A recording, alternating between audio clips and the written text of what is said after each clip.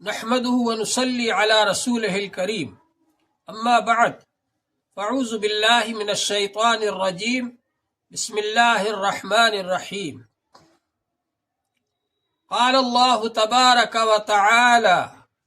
في القرآن المجيد والفرقان الحميد ان اولیاؤه الا المتقون۔ محترم حضرات، اللہ جل شانہ نے اپنے اولیاء کرام کے بارے میں پتہ بتلایا کہ اللہ کے ولی کون ہوتے ہیں، تو فرمایا کہ اللہ کے ولی وہ ہوتے ہیں جو تقوی والی زندگی گزارتے ہیں، جو تقوی اختیار کرتے ہیں، اللہ سے ڈرنے والے ہوتے ہیں۔ اللہ تبارک و تعالی کی نظر میں سب سے زیادہ عزت والے وہی ہوتے ہیں جو تقوی والے ہوتے ہیں۔ ان اکرمکم عند اللہ اتقاکم، تم میں سب سے زیادہ عزت والے اللہ کی نظر میں وہ ہیں جو اللہ سے سب سے زیادہ ڈرنے والے ہو، اللہ تعالیٰ کا خوف و خشیت رکھتے ہو، اللہ تعالیٰ کے حکم کے مطابق زندگی گزارتے ہو، اور جن کاموں سے اللہ جل شانہ نے منع فرمایا ہے ان کاموں سے بچتے ہو، وہ ہے متقی اور پرہیزگار، اور وہی اللہ کے ولی ہے۔ اللہ کے ولی ہونے کے لیے تقوی اختیار کرنا ضروری ہے۔ اللہ جل شانہ کی نظر میں سب سے زیادہ عزت والے متقی اور پرہیزگار ہیں، اور اللہ تعالیٰ کے دوست اور اللہ تعالیٰ کے ولی متقی اور پرہیزگار ہیں۔ اللہ تبارک و تعالیٰ ان سے محبت فرمانے لگتا ہے اور ان کو اپنے قریب کر لیتا ہے، اور جب اللہ تبارک و تعالیٰ ان سے محبت کرنے لگے تو پھر ساری دنیا ان سے محبت کرنے لگتی ہے۔ حدیث پاک میں آتا ہے کہ اللہ جل شانہ جس بندے سے محبت فرمانا شروع کر دے تو اللہ تبارک و تعالی جبرائیل علیہ السلام سے کہتے ہیں کہ فلاں بندے سے میں محبت کرتا ہوں، تم بھی محبت کرو، تو جبرائیل علیہ السلام بھی محبت کرنے لگتے ہیں۔ پھر اس کے بعد جبرائیل علیہ السلام فرشتوں کے سامنے اعلان کرتے ہیں فلاں بندے سے اللہ تعالی محبت کرتے ہیں اور میں بھی محبت کرتا ہوں، تم بھی محبت کرو، تو فرشتے بھی ان سے محبت کرنے لگتے ہیں۔ پھر اس کے بعد جبرائیل علیہ السلام دنیا میں آ کر اعلان فرماتے ہیں فلاں بندے سے اللہ تعالی بھی محبت فرماتے ہیں، میں بھی محبت کرتا ہوں، فرشتے بھی محبت کرتے ہیں، اے زمین والو تم لوگ بھی ان سے محبت کرو، تو زمین والے بھی ان سے محبت کرنے لگتے ہیں۔ فَيُوزَعُ لَهُ الْقُبُولُ فِي أَهْلِ الْأَرْضِ، تو اللہ تعالیٰ کی طرف سے زمین والوں کے درمیان اس بندے کی مقبولیت ہو جاتی ہے جس سے اللہ جل شانہ محبت فرماتے ہیں۔ تو یہ سلسلہ ہے اولیاء کرام کا۔ اللہ جل شانہ نے ہم کو جو دین عطا فرمایا ہے، اس دین کے اندر سب سے پہلی چیز ہے ایمان، اس کے بعد ہے اسلام، اس کے بعد ہے احسان۔ حضرت جبرائیل علیہ السلام نے حضور پاک صلی اللہ علیہ وسلم سے پوچھا کہ اخبرنی عن الایمان، ایمان کیا ہے یہ بتلائیے، تو آپ نے ارشاد فرمایا الایمان ان تؤمن باللہ وملائکتہ وکتبہ ورسلہ وتؤمن بالقدر خیرہ وشرہ من اللہ تعالی والبعث بعد الموت۔ اس بات پر یقین رکھو کہ اللہ تبارک و تعالی اکیلا ہے، وہی ہمارا خالق و مالک ہے، اس کی رحمت کو، اس کی قدرت کو مانو، اور اللہ کے فرشتوں کو مانو کہ وہ نورانی مخلوق ہے، معصوم ہے، اور اللہ تعالیٰ کے حکم کی فرما برداری کرتے ہیں، اور اللہ نے جو کتابیں بھیجی ان کو مانو، اللہ نے جو رسول بھیجے ان کو مانو، اور اللہ نے جس کی جو تقدیر بنائی ہے اس تقدیر کے مطابق ہی عمل ہونا ہے اور اس تقدیر کے مطابق ہی انجام ہونا ہے، اس بات کو مانو، اور موت کے بعد میں اللہ جل شانہ کے دربار میں جا کر حساب و کتاب دینا ہے، اس بات کو مانو۔ ان سب چیزوں پر یقین کرنا اور ان کو ماننا یہ ایمان ہے۔ جبرائیل علیہ السلام نے پوچھا اخبرنی عن الاسلام، اسلام کیا ہے یہ بتائیے، تو آپ نے ارشاد فرمایا الاسلام ان تشہد ان لا الہ الا اللہ وان محمد رسول اللہ وتقیم الصلاۃ وتؤتی الزکاۃ وتصوم رمضان وتحج البیت ان استطعت الیہ سبیلا۔ اسلام یہ ہے اللہ کے ایک ہونے کی گواہی دو، محمد صلی اللہ علیہ وسلم کے رسول ہونے کی گواہی دو، پانچوں نمازوں کو پڑھو، پابندی کرو، پانچوں نمازوں کو قائم کرو اور زکوٰۃ ادا کرو اور رمضان شریف کے روزے رکھو، اور خانہ کعبہ تک پہنچنے کی استطاعت ہے تو خانہ کعبہ کا حج کرو۔ ان 5 چیزوں کا نام اسلام ہے۔ جبرائیل علیہ السلام نے پوچھا اخبرنی عن الاحسان، احسان کیا ہے اس کے بارے میں بتلائیے۔ تو اس کے جواب میں حضور پاک صلی اللہ علیہ وسلم نے ارشاد فرمایا الاحسان ان تعبد اللہ کانک تراہ، احسان یہ ہے کہ اللہ کی ایسی عبادت کرو گویا کہ اللہ تعالیٰ کو دیکھ رہے ہو، اور اگر ایسی عبادت نہیں کر سکتے تو ایسی عبادت کرو کہ اللہ تبارک و تعالیٰ تمہیں دیکھ رہا ہے۔ فَإِن لَّمْ تَكُن تَرَاهُ فَإِنَّهُ يَرَاكَ، یہ احسان ہے۔ احسان کو مطلب ہے اچھے طریقے پر اللہ کی عبادت کرنا، اس کے اندر خوبی پیدا کرنا، اس کے اندر حسن پیدا کرنا، یہ احسان ہے۔ تو اللہ تبارک و تعالی نے ہم کو جو دین عطا فرمایا ہے اس دین کے اندر یہ تینوں چیزیں موجود ہیں۔ سب سے پہلے بنیادی درجہ عقائد اور ایمان کا ہے، اور اس کے بعد ظاہری اعمال ہے جن کو اسلام کہا جاتا ہے، اور اس کے بعد میں اس کے اندر خوبی پیدا کرنا، اس کے اندر حسن پیدا کرنا، اللہ تعالیٰ سے اپنا تعلق جوڑنا، اللہ تبارک و تعالیٰ سے اپنی محبت پیدا کرنا اور اللہ کی محبت اپنے دل میں پیدا کرنا، یہ اس کا نام احسان ہے۔ یہ تینوں چیزیں دین میں ہی شامل ہیں، دین میں ہی داخل ہیں، لہٰذا ان تینوں چیزوں کو اختیار کرنا ضروری ہے۔ اولیاء کرام نے سب سے پہلے عقائد کو درست کیا، اس کے بعد میں تعلیم حاصل کی، اسلام پر عمل کیا، اور اس کے بعد پھر احسان کو حاصل کیا۔ یہی طریقہ جاری و ساری رہا ہے، پچھلے زمانے میں بھی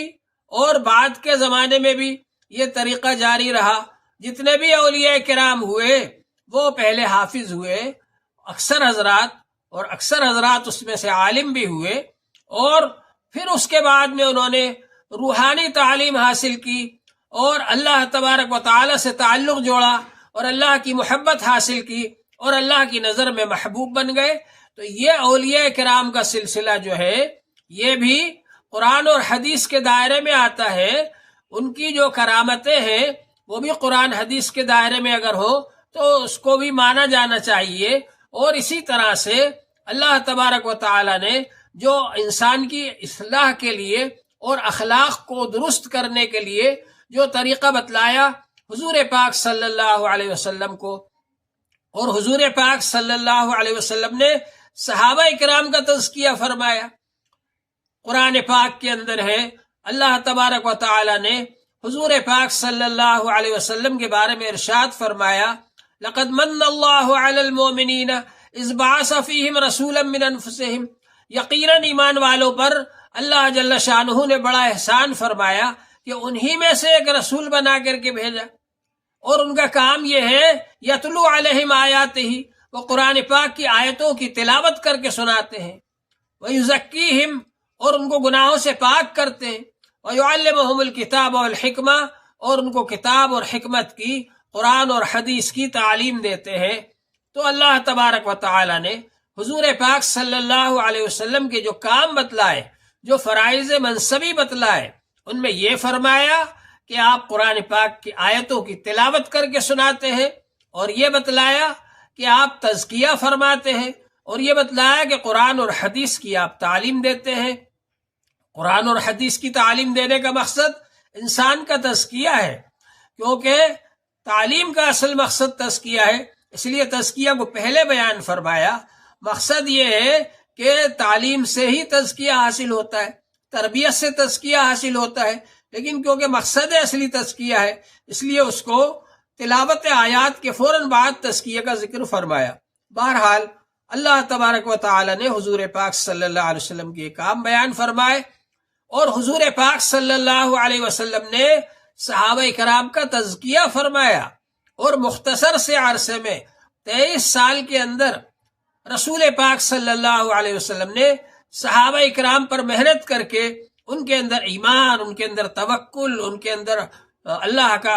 خوف و خشیت اور اللہ سے تعلق ایسا پیدا فرما دیا کہ وہ جہاں بھی گئے ان کو دیکھ کر کے لوگ ایمان میں داخل ہو گئے، ان کے اخلاق کو، ان کے اعمال کو، ان کے معاملات کو، ان کی معاشرت کو دیکھ کر لوگ ایمان میں داخل ہو گئے۔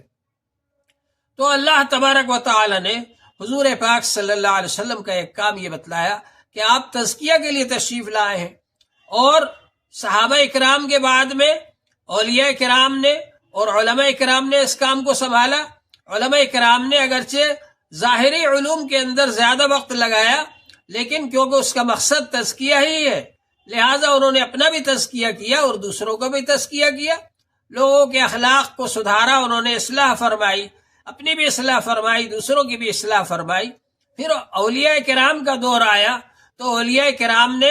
ظاہری طور پر اپنا زیادہ تر وقت تو تزکیہ میں اور اصلاح اخلاق میں لگایا اور خانقاہیں قائم فرمائی، لیکن اس کے ساتھ میں پہلے انہوں نے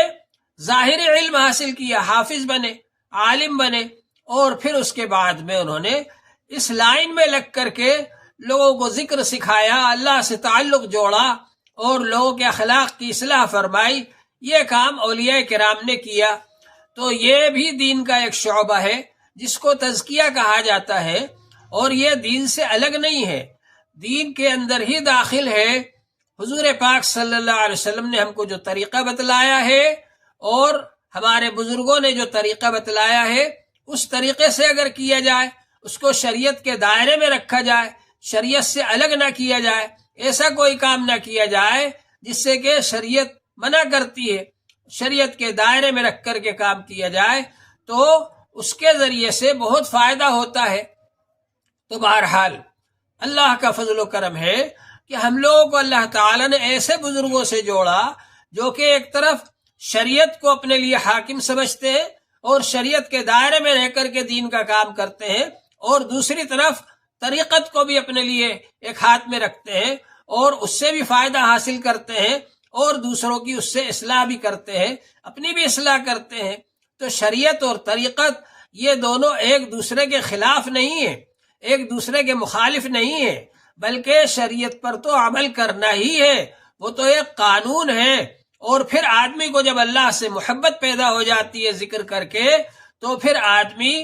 یہی نہیں کرتا کہ قانون سمجھ کر کے نماز پڑھے، قانون سمجھ کر کے زکوٰۃ دے، قانون سمجھ کر کے روزہ رکھے، قانون سمجھ کر کے حج کرے، بلکہ وہ سب کام اللہ کی محبت میں کرنے لگتا ہے۔ جب اللہ کی محبت میں نماز پڑھے گا تو اس نماز کا مزہ ہی کچھ اور ہوگا، اور اس میں خشوع خضوع ہوگا، دل جمعی ہوگی، حضور قلبی ہوگی، اللہ سے تعلق جڑے گا اور اللہ سے لو لگا کر نماز پڑھے گا۔ اسی طرح جب زکوٰۃ دے گا، صدقہ و خیرات دے گا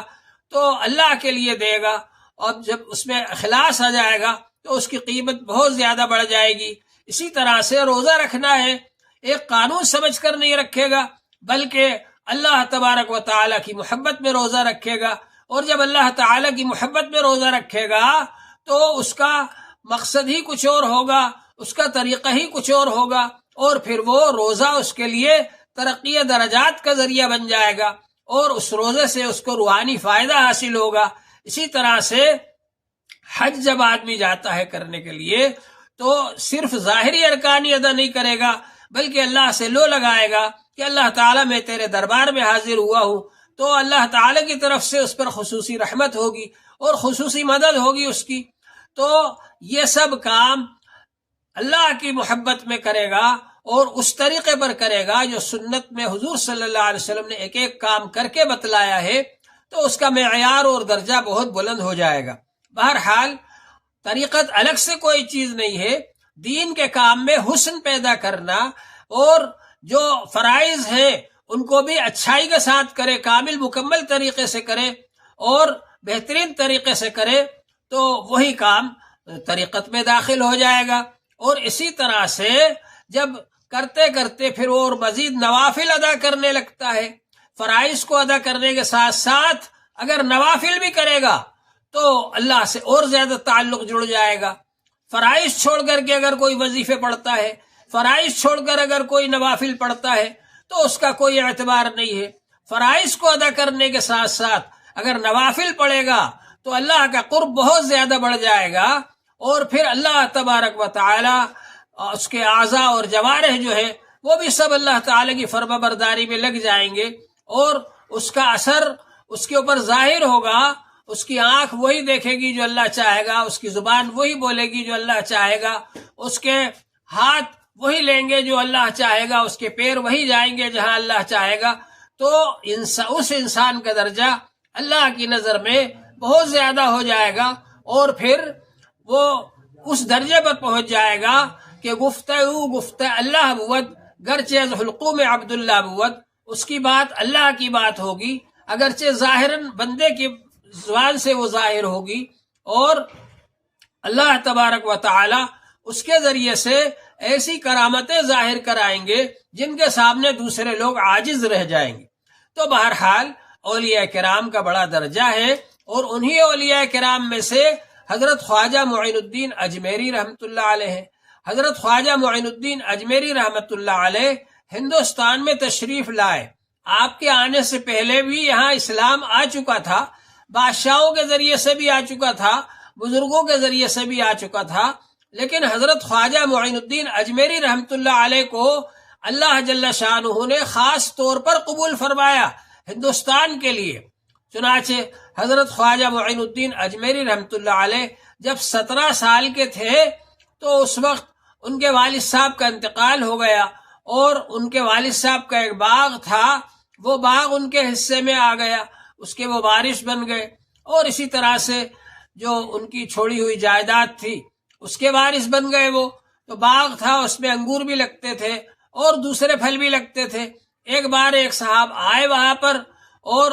ان کو دیکھ کر کے خواجہ اجمیر رحمۃ اللہ علیہ نے انگور کا ایک خوشہ ان کو پیش کیا۔ جب انہوں نے وہ انگور کا خوشہ لیا اور اس کو کھایا تو بہت خوش ہوئے، اور انہوں نے اپنے پاس سے کھلی کا ٹکڑا نکال کر خود چبایا اور وہ ان کو دیا کہ آپ کھا لو۔ انہوں نے یہ سوچ کر کہ ایک بزرگ کا دیا ہوا ہے اور انہوں نے اس میں سے کھایا ہے، یہ سوچ کر کے انہوں نے اس میں سے کھا لیا، اور اس کے کھانے کے بعد ان کے دل میں ایسا جذبہ پیدا ہوا اللہ کی طرف جڑنے کا، اللہ سے لو لگانے کا، اور اللہ کے لیے قربانی دینے کا جذبہ پیدا ہوا، اور پھر وہ وہاں سے باغ وغیرہ فروخت کر کے نکل گئے علم حاصل کرنے کے لیے۔ چنانچہ بخارا پہنچے، اور بخارا پہنچ کر حضرت خواجہ معین الدین اجمیری رحمۃ اللہ علیہ نے مولانا شیخ حسام الدین سے قرآن پاک حفظ کیا، اور اس کے بعد میں پھر وہاں سے اور آگے چلے وہ، اور اس زمانے میں جو ہارون ایک گاؤں تھا، ایک جگہ تھی، وہاں پر گئے، وہ نیشاپور کے قریب ہارون ایک گاؤں تھا، وہاں ایک بہت بڑے بزرگ رہا کرتے تھے جن کا نام خواجہ عثمان ہارونی ہے۔ خواجہ عثمان ہارونی بہت بڑے اللہ والے تھے، بہت بڑے عالم تھے، جس کو 1,00,000 حدیثیں زبانی یاد ہوتی ہیں، ان کو حافظ حدیث کہا جاتا ہے۔ اور خواجہ عثمان ہارونی رحمت اللہ علیہ کو 3,00,000 حدیثیں زبانی یاد تھیں، ان کو حجت کہا جاتا تھا۔ محدثین کی نظر میں حجت وہ شخص ہوتا ہے جس کو 3,00,000 حدیثیں یاد ہوتی ہیں۔ خواجہ عثمان ہارونی ایک زبردست عالم بھی تھے اور بہت زبردست بزرگ بھی تھے، اللہ والے تھے۔ ان کی خدمت میں رہے حضرت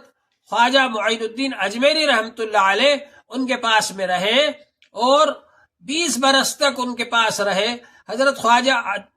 عثمان ہارونی رحمۃ اللہ علیہ کے ساتھ حج کے لیے گئے، مکہ شریف گئے، اور وہاں جا کر کے خواجہ عثمان ہارونی نے ان کے لیے دعا کی کہ اللہ تعالیٰ، میں نے ان کو تیار کیا ہے دین کی خدمت کے لیے، آپ ان کو قبول فرما لیجئے۔ پھر اسی طرح سے مدینہ شریف لے گئے، اور مدینہ شریف میں بھی دعا کی کہ اللہ تعالیٰ، میں نے ان کو تیار کیا ہے دین کی خدمت کے لیے، آپ ان کو قبول فرما لیجئے۔ اور خواجہ معین الدین اجمیری رحمۃ اللہ علیہ نے جب وہاں پر صلاۃ و سلام پیش کیا اور یہ کہا الصلاۃ والسلام علیک یا رسول اللہ، الصلاۃ والسلام علیک یا خیر خلق اللہ، تو وہاں سے جواب آیا وعلیکم السلام یا قطب المشائخ۔ یہ بات جب خواجہ عثمان ہارونی نے سنی تو انہوں نے کہا بس اللہ نے قبول کر لیا تم کو۔ اور پھر ان کا وہیں رہنے کا ارادہ تھا، لیکن وہاں سے غیبی اشارہ ہوا ان کو کہ ہندوستان جاؤ۔ چنانچہ ہندوستان آئے پھر، اور راستے میں بہت سارے واقعات پیش آئے، جگہ جگہ ٹھہرتے ہوئے آئے۔ ہندوستان میں جب تشریف لائے تو اس وقت پورے ہندوستان کا مرکز جو تھا وہ اجمیر تھا۔ اجمیر کا جو راجا تھا اس کی حکومت کا دائرہ تقریباً پورے ہندوستان پر تھا۔ تو خواجہ اجمیری رحمۃ اللہ علیہ سفر کرتے کرتے اجمیر پہنچے تو وہاں پر ٹھہرنے کا ارادہ کیا۔ خواجہ اجمیری رحمۃ اللہ علیہ نے وہاں پر ٹھہرنا چاہا تو ان کا جو تالاب تھا، تالاب کے پاس ٹھہرنا چاہا تو راجا کے نوکروں نے آ کر کے ان کو ہٹا دیا وہاں سے۔ پرتھوی راج کا راج تھا وہاں پر، راجا پرتھوی راج۔ تو بہرحال یہ کہ ان نوکروں نے آ کر ہٹا دیا اور کہا کہ یہاں تو ہمارے اونٹ بیٹھیں گے۔ تو حضرت نے فرمایا اچھا اونٹ ہی بیٹھیں گے اب یہاں۔ وہاں سے ہٹ گئے اور دوسری جگہ جہاں چلہ بنا ہوا ہے وہاں جا کر کے رکے، قیام فرمایا۔ اب وہاں پر جب اونٹ آئے اور وہ بیٹھے تو بیٹھے کے بیٹھے ہی رہ گئے، اٹھ ہی نہیں رہے۔ پھر ان لوگوں کو خیال ہوا کہ ہم سے غلطی ہو گئی۔ پھر وہ لوگ آئے حضرت کے پاس میں اور معافی مانگی اور کہا کہ نہیں اب ہم آپ کو نہیں روکیں گے۔ تب پھر حضرت نے ان کو معاف کیا، تب وہ اونٹ وہاں سے اٹھے۔ بہرحال یہ کہ راجا نے پھر وہاں جو مندر کے اندر سب سے بڑا جو پجاری تھا اس کو مقرر کیا کہ بھائی ان سے مقابلہ کرو۔ تو اس نے جب مقابلہ کرنا چاہا تو اس کا سارا جادو فیل ہو گیا تو مسلمان ہو گیا۔ اس کے بعد میں پھر راجا نے دوسرے آدمی کو بلایا جو سب سے بڑا جادوگر تھا، اجے پال، اور اجے پال کو بلا کر کے اس کو مقرر کیا حضرت کو تکلیف پہنچانے پر۔ اس نے بہت سارے منتر وغیرہ پڑھے اور پڑھ کر کے جو حضرت کے اوپر جادو بھیجا، دوسرے لوگوں کو ایسا نظر آتا تھا کہ وہ سانپ اور بچھو بن کر کے حضرت کے اوپر گر رہے ہیں، لیکن جب وہ حضرت کے قریب آتے تھے تو سر پٹک پٹک کر کے مر جاتے تھے۔ اس کا سارا جادو بیکار ہو گیا، سب ختم ہو گیا اور حضرت اپنی جگہ پر رہے۔ تو پھر وہ بھی مسلمان ہو گیا۔ اس طرح سے پھر یہ لوگ مسلمان ہو گئے۔ اور پھر وہ جو پجاری تھا رامپال سنگھ، اس نے جو ہے یہ کیا کہ اپنی زمین دے دی حضرت کو، کہا کہ آپ کا یہاں قیام کرنا مناسب نہیں، بلکہ آپ اندر آ کر کے قیام فرمائے بستی کے اندر۔ چنانچہ جہاں فی الحال حضرت کا مزار بنا ہوا ہے وہاں پر لا کر کے حضرت کو ٹھہرایا۔ وہ خود اس رامپال سنگھ کی زمین تھی جو کہ بعد میں ان کا نام حضرت نے سعدی رکھا تھا، اور وہ وہاں پر آ کر کے دونوں حضرات رہے حضرت کے ساتھ میں۔ اجے پال بھی بعد میں مسلمان ہو گئے اور وہ بھی مسلمان ہو گئے، دونوں نے حضرت کی خدمت کی اور حضرت کے ساتھ میں رہے وہاں پر۔ بہرحال اس طرح سے پھر چاروں طرف حضرت کی خبر پھیلتی چلی گئی اور لوگ آ کر مسلمان ہوتے چلے گئے۔ اللہ جل شانہ نے ان کے اندر عجیب کشش رکھی تھی۔ لوگ ان کے پاس آتے تھے، ان کی باتیں سنتے تھے، ان کے اخلاق سے متاثر ہوتے تھے اور مسلمان ہو جاتے تھے، حتیٰ کہ لاکھوں کی تعداد میں لوگ مسلمان ہو گئے حضرت خواجہ اجمیری رحمۃ اللہ علیہ کی باتیں سن کر اور ان کے اخلاق دیکھ کر کے۔ جو لوگ یہ کہتے ہیں کہ انہوں نے قوالی سنا کر مسلمان بنایا یا انہوں نے سماع کے ذریعے مسلمان بنایا، یہ بات صحیح نہیں ہے، اس لیے کہ وہ تو قرآن کے عاشق تھے، قرآن پاک بہت زیادہ پڑھتے تھے اور ان کے شیخ کا ان کو حکم تھا قرآن پاک زیادہ پڑھنے کا، اس لیے وہ اتنا زیادہ قرآن پاک پڑھتے تھے کہ دن میں ایک قرآن پاک، رات میں ایک قرآن پاک، رات دن میں ملا کر کے 2 قرآن پاک پورے کر لیتے تھے۔ اور اس کے علاوہ ان کے شیخ نے ان سے ہزاروں بار آیت الکرسی پڑھوائی تھی، ہزاروں بار قل هو اللہ شریف پڑھوائی تھی۔ اس کا یہ اثر تھا کہ جب بھی بڑا سے بڑا جادوگر بھی ان کے پاس آتا تھا، آیت الکرسی پڑھ کر پھونک دیتے تھے، سب بھگ جاتا تھا، قل هو اللہ شریف پڑھ کر پھونک دیتے تھے، سب بھگ جاتا تھا اور کوئی ان کا کچھ بگاڑ نہیں سکتا تھا۔ اللہ جل شانہ نے وہ روحانی طاقت ان کو عطا فرمائی تھی اور جس کو وہ دیکھ لیتے تھے وہ ان کا مرید بن جایا کرتا تھا۔ اور ان کے اخلاق ایسے تھے کہ یہاں ہندوستان کے اندر جبکہ اونچ نیچ کرتے تھے، لوگ نیچی ذات والوں کو حقیر سمجھتے تھے اور کہتے تھے نیچی ذات والے ہیں، اور اونچی ذات والے اپنے آپ کو بڑا سمجھتے تھے اور گھمنڈ کرتے تھے، اور نیچی ذات والوں کو اپنے قریب نہیں آنے دیتے تھے، ان سے ملتے نہیں تھے، اپنے پاس نہیں بٹھاتے تھے۔ لیکن حضرت خواجہ معین الدین اجمیری رحمۃ اللہ علیہ نے سب کو اپنے گلے سے لگایا، جو بھی آتا آپ اس کو اپنے گلے سے لگاتے۔ آپ کے اخلاق دیکھ کر کے لوگ مسلمان ہو جاتے تھے اور آپ سے دینی تعلیم حاصل کرتے تھے اور آپ کے مرید ہو جاتے تھے۔ اس طرح سے تقریباً 90 لاکھ آدمی جو روایت مشہور ہے اس کے مطابق حضرت خواجہ معین الدین اجمیری رحمۃ اللہ علیہ کے ذریعے مسلمان ہوئے۔ ایک بار آپ کے ایک مرید نے، کسان نے آ کر کے کہا کہ میرے کھیتوں پر حاکم نے قبضہ کر لیا ہے، مجھے پیداوار نہیں دے رہا ہے، اور کہہ رہا ہے کہ بادشاہ سے لکھوا کر لاؤ، جب دیں گے۔ تو آپ یہاں سے دہلی تشریف لے گئے، اور دہلی کے جو بادشاہ تھے وہ حضرت قطب الدین بختیار کاکی رحمۃ اللہ علیہ کے مرید تھے، اور حضرت قطب الدین بختیار کاکی رحمۃ اللہ علیہ آپ کے مرید تھے، آپ کے خلیفہ تھے۔ چنانچہ آپ وہاں گئے اور قطب الدین بختیار کاکی رحمۃ اللہ علیہ نے آپ کا استقبال کیا اور بادشاہ سے ملوایا آپ کو، اور بادشاہ نے بھی آ کر کے، جب بادشاہ کو معلوم ہوا، اس نے بھی استقبال کیا آپ کا، اور پھر ملاقات ہوئی، اور اس کے بعد آپ نے وہ کسان کی سفارش فرمائی۔ پھر بادشاہ نے وہ کسان کے لیے پروانہ لکھ کر کے دیا۔ تو ایک کسان کی وجہ سے آپ دہلی تشریف لے گئے۔ آپ سے پوچھا قطب الدین بختیار کاکی رحمۃ اللہ علیہ نے، حضرت آپ مجھ کو حکم نامہ لکھ کر بھیج دیتے تو میں اس حکم کی تعمیل کرا دیتا بادشاہ سے۔ تو آپ نے فرمایا کہ کسان جب مظلوم میرے پاس آیا تو یہ اتنا شکستہ دل اور پریشان حال تھا کہ میں نے یہ محسوس کیا کہ اللہ کی قربت اس کو حاصل ہے، تو اس لیے میں نے خود اس کے لیے مدد کے لیے آنا مناسب سمجھا۔ بہرحال آپ دہلی بھی تشریف لے گئے، اور پھر واپس آ کر آپ نے اپنی جگہ پر اجمیر میں ہی قیام فرمایا، اور ایک وقت وہ آیا کہ اجمیر کی وہ حکومت بھی ختم ہو گئی، اور پورا جو ہے دہلی کے ماتحت ہی آ گیا وہ۔ بہرحال پہلے سے آپ نے وہاں پر اپنے ایک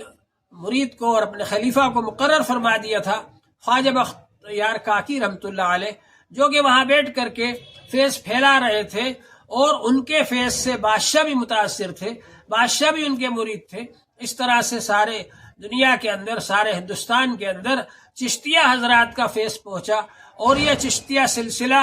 ہمارے ہندوستان کے لیے بہت بافیض ثابت ہوا، اور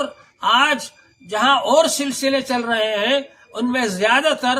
چشتیہ سلسلہ چل رہا ہے۔ تو یہ اس وجہ سے نہیں کہ خواجہ صاحب نے الگ سے کوئی طریقہ جاری کیا ہو، گانا سنایا ہو، یا یہ کہ بانسری سنائی ہو، یا کچھ اور تار ستار سنایا ہو، یہ سب غلط باتیں ہیں۔ حضرت خواجہ اجمیری رحمۃ اللہ علیہ نے قرآن پاک سنایا لوگوں کو۔ اللہ کے رسول صلی اللہ علیہ وسلم کے پاس جو بھی آتا تھا آپ قرآن پاک سناتے تھے، اور وہ مسلمان ہو جاتا تھا، اور لوگ کہتے تھے کہ صاحب یہ جادوگر ہے۔ اسی طرح سے حضرت خواجہ اجمیری رحمۃ اللہ علیہ قرآن پاک کی آیتیں پڑھ کر سناتے تھے، اور دین کی دعوت دیتے تھے، اور نصیحت کرتے تھے، اور اچھے اخلاق سے پیش آتے تھے، تو لوگ مسلمان ہو جایا کرتے تھے، اسلام قبول کر لیتے تھے۔ تو آپ کیونکہ قرآن کے عاشق تھے، اور ہر وقت آپ قرآن پاک پڑھتے تھے، اللہ جل شانہ نے آپ کی زبان میں بڑی تاثیر رکھی تھی۔ جو بھی آپ کے قریب آتا تھا آپ قرآن پاک سناتے تو وہ مسلمان ہو جایا کرتا تھا، آپ اس کو کلمہ پڑھا دیا کرتے تھے، اور اللہ جل شانہ نے